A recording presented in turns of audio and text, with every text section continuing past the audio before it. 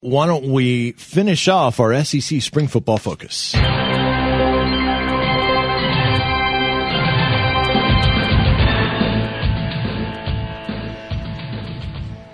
Let's talk about the Texas A&M Aggies, the final team in the Southeastern Conference with their spring game and wrapping up spring practice after Kansas State finally finished theirs off yesterday. Every team has completed their spring practices and spring games.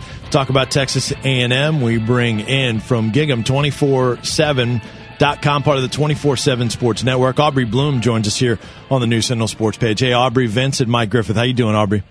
Pretty good. How you guys doing? We're good. A couple of interesting things. One of the parts of it. Well, I'll let you set the table for us before we ask some specifics.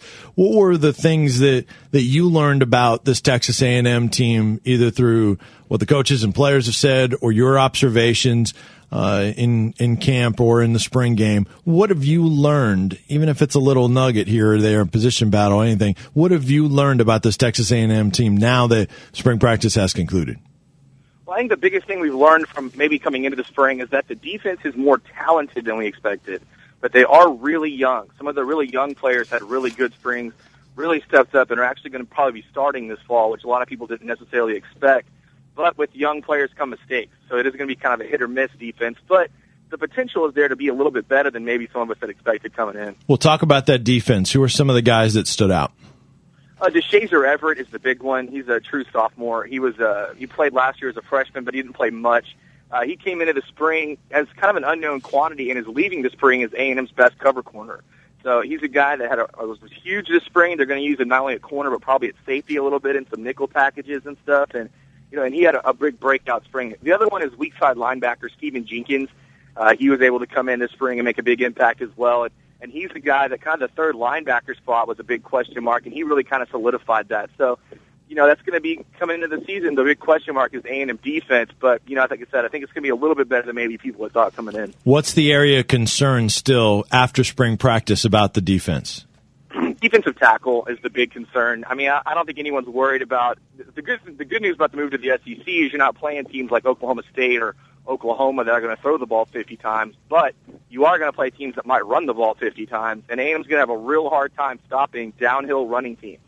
The defensive tackles are just not where they need to be. They only have one or two guys there that are really legitimate SEC-style players, and so they have really no depth at all at that position. We're visiting with Aubrey Bloom from Gig'em 247.com, part of the 24/7 Sports Network. As we do our final SEC Spring Football Focus, we have done previews of every team in the SEC, including Texas A&M and Missouri, and now we're recapping everyone in Texas A&M and the final team. They had their spring game over the weekend. What were some of the standout performances of the spring game outside of that quarterback position? Because we'll hit on that separately. The big one was Ryan Swope, who's a wide receiver. He's probably A&M's most well-known player coming into the season. With a decent season, he could basically break every receiving record at A&M. And he had over 160 yards catching in the spring game. So he's a guy that people are going to keep their eye on and had a great game. Other than him, I'd have to say probably Ben Molina, who's projects as probably the third running back this fall. He was the second in the spring game because Kristen Michael's not performing right now, or not playing right now. And so he had a big performance as well, breaking some tackles and kind of getting out in space a little more than people had seen previously. Talk about that running group. You mentioned Michael and Molina. How deep are they at running back, Texas A&M? Well, it kind of depends on how the NCAA rules. If Brandon Williams, who's a transfer from Oklahoma, is eligible this fall, and if Kristen Michael can stay healthy, then they've got a lot of depth at that position. Kristen Michael and Brandon Williams are both five-star talent. And then they've got another five-star, Trey Williams, coming in, who will be a freshman. And so if they can use Trey Williams as a third down back, kind of a specialty back, and keep Brandon Williams and Kristen Michael in the rotation, then they're plenty deep. Now, if Brandon Williams isn't eligible, then you've got some issues because you're going to have to use Ben Molina, and Kristen Michael hasn't been healthy his whole career, obviously, coming off two straight season-ending leg injuries. So it kind of depends on if Brandon Williams is available and Kristen Michael's health, but there's some potential to be real deep, or there's potential for that to be a big-time concern, depending on how things go. So what's the situation with the transfer? Why do they feel like Brandon Williams should be eligible coming from Oklahoma? He moved back home to be closer to his family, and they think there's a good chance that the NCAA is going to grant him a hardship waiver. Now, personally, I don't think there's a great chance of that happening, but the coaching staff is optimistic that he'll be able to play this fall. Aubrey Bloom from Gig'em247.com joining us here on the new Sentinel Sports Page as we wrap up Texas A&M in spring practice. Held their spring game, the maroon and white game, this past Saturday. Let's talk about the quarterback position. You mentioned going in that there was, I guess, 4 guys in the mix. Coming out, is there a leader? Definitely. I think the leader is certainly Jamil Showers. He will be a redshirt sophomore quarterback. He's the only one of the 4 who's taken a college snap before. They used him in the Wildcat a little bit last year. So I think he's definitely the big-time leader coming out of the spring. However, Johnny Manziel, the redshirt freshman, is still in the mix a little bit, just depending on how the summer goes and into the fall. You, going into camp, or going into the start of spring practice, you said that this Texas A&M offense with Kevin Sumlin wouldn't be exactly what they did at Houston. It'd probably be a mix between what Houston does and what West Virginia does. Having gone through camp and hearing Kevin Sumlin and the players speak and then watching them some, do you feel the same way, or is that kind of tweaked what you think they're going to try to do in the SEC this year? I definitely think they're going to run the ball more than they did at Houston. They did show some of the diamond formations that we've seen West Virginia, Oklahoma State run in the spring game. One thing that Cliff Kingsbury has emphasized throughout the spring is that they're really trying to look at the quarterbacks.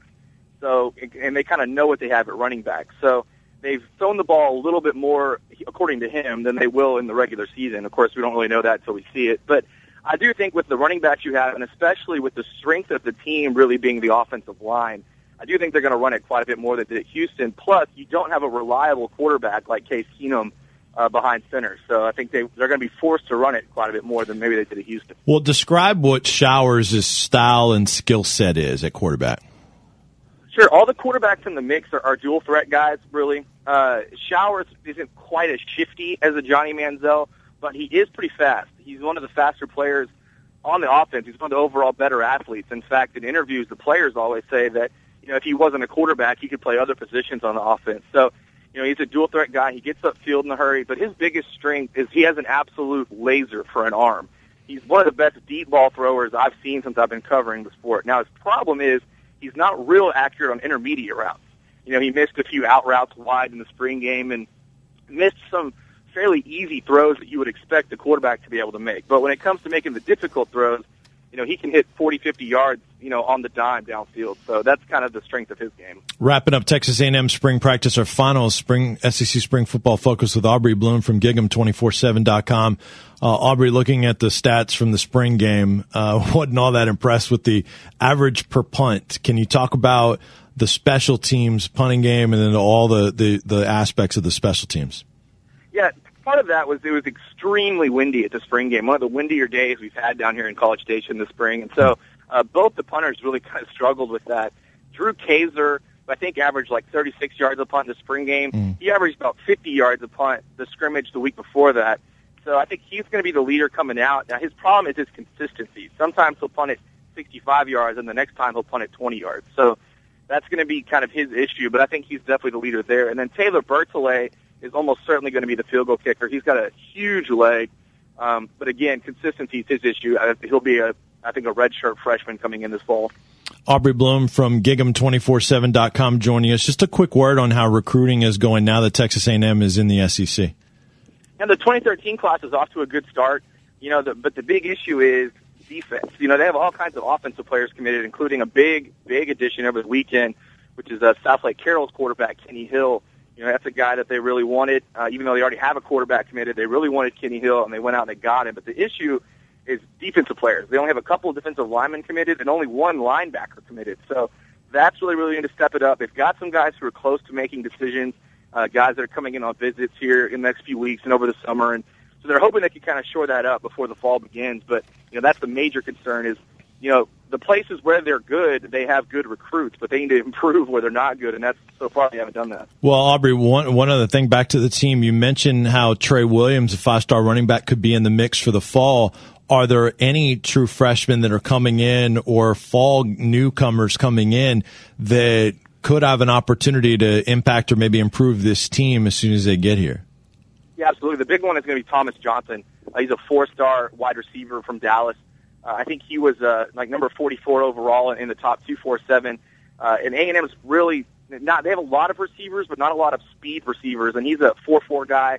He's going to come in right away and have a chance to make a big impact at wide receiver. In fact, I'll be shocked if he's not in the 2 deep just immediately from day one. So he's your big one. There's a couple on the defensive line. Edmund Ray, if they can get him in as a defensive tackle from St. Louis who has the size you're looking for, he might be in the mix.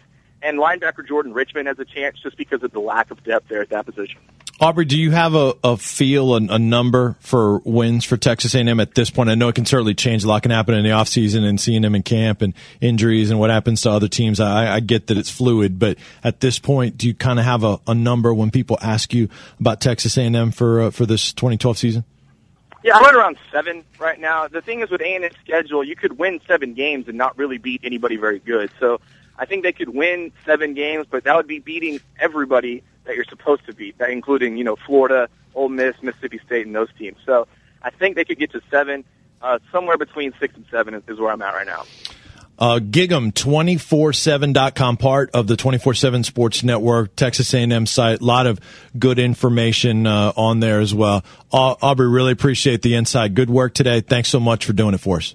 Hey, thanks for having me. Thanks. That is Aubrey Bloom from Gig'em247.com. And Aubrey made a point that I think a number of teams are in the situation of you can win 7 games and other teams maybe 6 or 7 or 8 in that range and not necessarily have a great win out of that bunch. So not out of conference, not all that strong for Texas A&M overall, but still, they'll be challenged in conference as well. That's our SEC spring football focus, our final one, as we did previews of every team going into spring camp, and then we wrapped everybody up. 14 going in, 14 coming out. So hopefully you've learned about some other teams in the Southeastern Conference. I think it is important from a perspective standpoint. I think it helps you get a better feel for your own team when you know about what everybody else is doing, and we will continue to do that throughout the summer, not only in the SEC, but throughout college football